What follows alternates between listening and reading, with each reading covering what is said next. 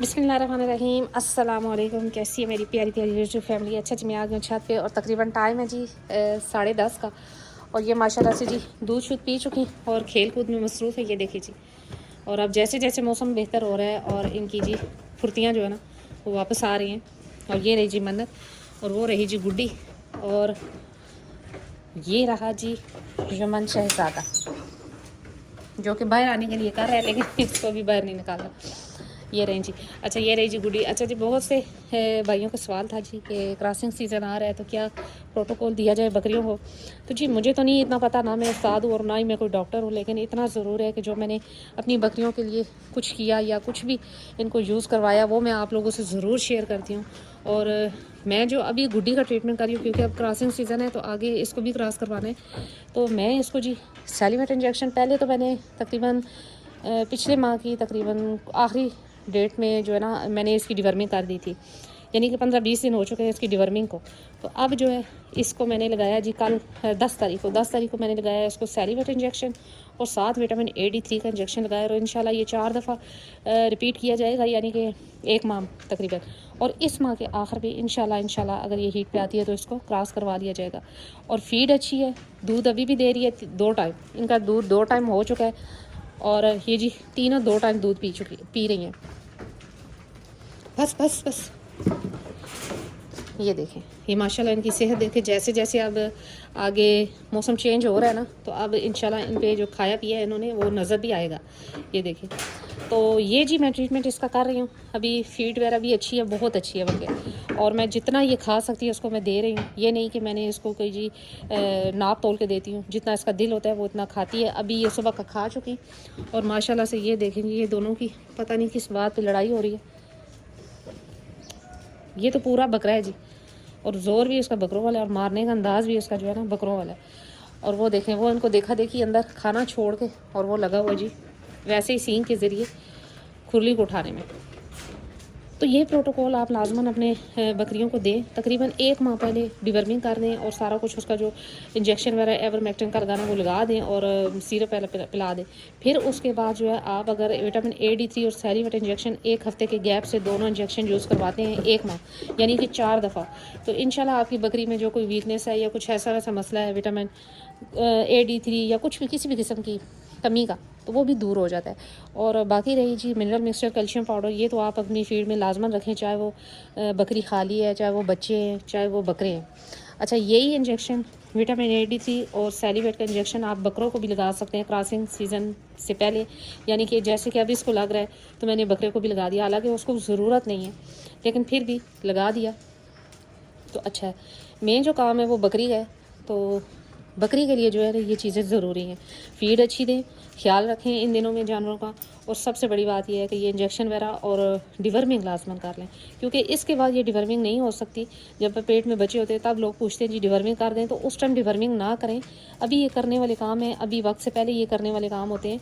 अच्छा, फिर सेकंड बात पे, अभी जो मेरे पास एक मसला बना हुआ था कि जी इसका जो कटर था, इनका नेल कटर जो था वो ख़राब हुआ है, तो वो मैंने दिया हुआ है। अब जो दूसरा बड़ा काम होता है वो यही होता है कि जी इनके नेल वगैरह काट लें, क्योंकि फिर जब जानवर का वज़न बनता है और वो पैर जो है टेढ़े होना शुरू हो जाते हैं। तो अब इसके नेल काटने वाले, लेकिन मेरे पास जो कटर था वो थोड़ा सा जी गड़बड़ कर गया, तो अब उसको ठीक करवाती हूँ। मतलब कि या तो मैं नया ले लेती हूँ, तो इसकी कटिंग करनी है खुरों की, ये मैं खुद कर लेती हूँ, लेकिन अब करने वाले हैं क्योंकि पहले शदीद सर्दी रही, तो सर्दी में जानवर टिकता ही नहीं है, वैसे ही बेचारा इतना वो होता है। तो अब इंशाल्लाह इनकी कटिंग वगैरह भी कर, ये जो गुड्डी का काम था ना ये इनका पूरा करना है। कल इसको इंजेक्शन 10 तारीख को इसको लग गए हैं जी सेलिवेट और विटामिन AD3 का, और अब इसके खुरों की कटिंग होगी। और फिर जब नेक्स्ट अब जब हीट पे आएगी तो इंशाल्लाह इसको क्रॉस करवा दिया जाएगा। और यही इंजेक्शन आप बकरों को भी यूज़ करवा सकते हैं। ये ज़रूरी काम होते हैं जो कि जिसे कहते हैं क्रॉसिंग से पहले करने वाले होते हैं। फिर उसके बाद इसको ऐसे जानवर को जिसको आपने क्रॉस करवा लिया है उसको स्ट्रेस ना दें, कोई इंजेक्शन या कोई फालतू चीज़ें ना दें, नॉर्मल रूटीन में खुराक रखें। अब जी कई लोग पूछ रहे होते हैं, एक मेरी सिस्टर है जो मुझे व्हाट्सएप पे रब्ता करती हैं, वो कहती हैं कि जी बकरी क्रॉस है, उसको ये इंजेक्शन फलाना लगा दूँ फलाना लगा दूँ। तो मैंने उन्हें भी मना किया, मैंने कहा कि जी ये इंजेक्शन जो कुछ होता है ना ये क्रॉसिंग से पहले की बात है। अब क्रॉस हो चुकी है बकरी, अगर कंफर्म हो चुकी है तो फिर उसको स्ट्रेस ना दें, कोशिश करें अगर उसको कोई मसला मसाइल नहीं है तो ईजी रहने दें, उसे छोड़ दें, खुराक अच्छी दें, बस यही उसके लिए काफ़ी है। क्योंकि स्ट्रेस में जानवर आके भी ना अक्सर जो है ना वो बच्चे गिरा देता है। तो इस वजह से जानवर को स्ट्रेस ना दें, ईजी रहने दें उसे, अगर तो वो क्रॉस हो चुका। तो ये देखें, अभी मैंने बाल्टी भरी थी और ये माशाल्लाह से पी चुकी। और वो रही जी मुर्गियों ने भी माशाल्लाह अब जी अंडे देना शुरू कर दिए। मेरे ख्याल में एक मुर्गी दे रही है, लेकिन शुरुआत हो चुकी।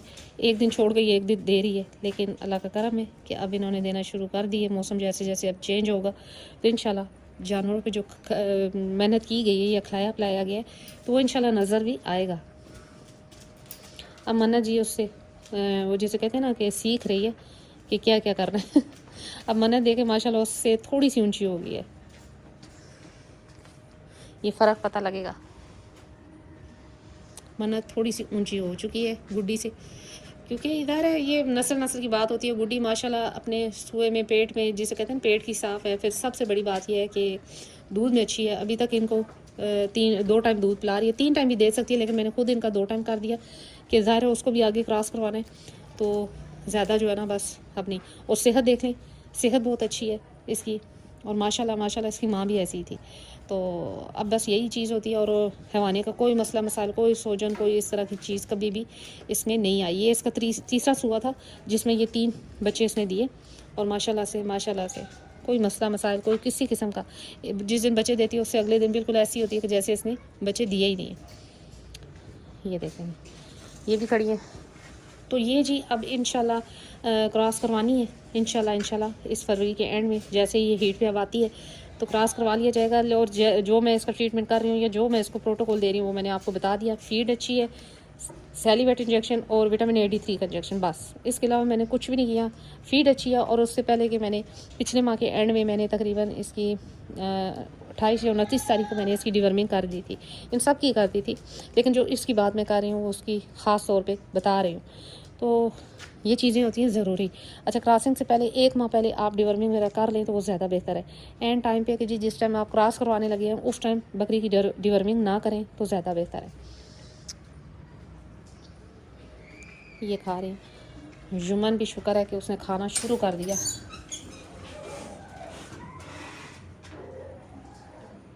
माशाल्लाह से जी कि एकदम से इसने ग्रोथ की है।